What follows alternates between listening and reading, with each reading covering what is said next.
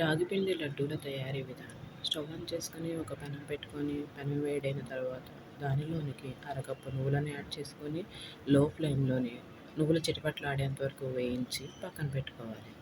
ఇప్పుడు అదే పెనంలోనికి ఒక కప్పు పల్లీలను యాడ్ చేసుకొని లో ఫ్లేమ్లోని మంచిగా వేగేంత వరకు మంచి సువాసన వచ్చేంత వరకు పల్లీలు వేయించి పక్కన పెట్టుకోవాలి.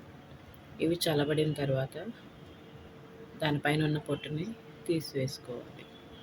ఇప్పుడు అదే పెనంలోనికి 2 టేబుల్ స్పూన్ల నెయ్యి యాడ్ చేసుకొని నెయ్యి వేడైన తర్వాత దీనిలోనికి కట్ చేసి పెట్టుకున్న పావు కప్పు బాదం పప్పులు, అదేవిధంగా పావు కప్పు జీడిపప్పులను కూడా యాడ్ చేసుకొని లో ఫ్లేమ్లో మంచి గోల్డెన్ బ్రౌన్ కలర్ వచ్చేంత వరకు వేయించి పక్కన పెట్టుకోవాలి.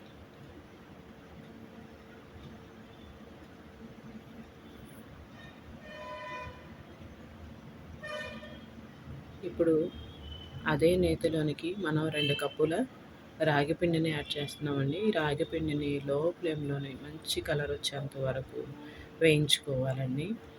ఇది పచ్చివాసన పోయి మంచి సువాసన వస్తుందండి. ఆ సువాసన వచ్చేంత వరకు వేయించుకొని పక్కన పెట్టుకోవాలండి.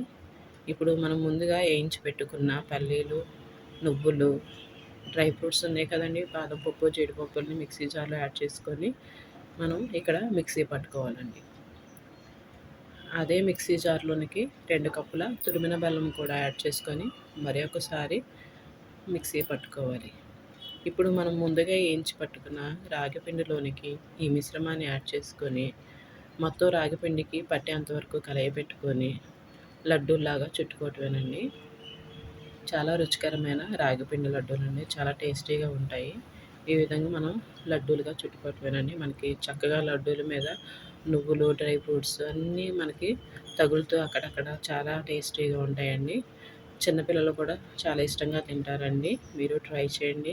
నచ్చితే లైక్ చేయండి, షేర్ చేయండి, సబ్స్క్రైబ్ చేయండి. ఒకవేళ లడ్డూలు చుట్టుకోవడానికి వీలు కాకపోతే మరికొంచెం నెయ్యి యాడ్ చేసుకొని లడ్డూలు చుట్టుకోవాలి.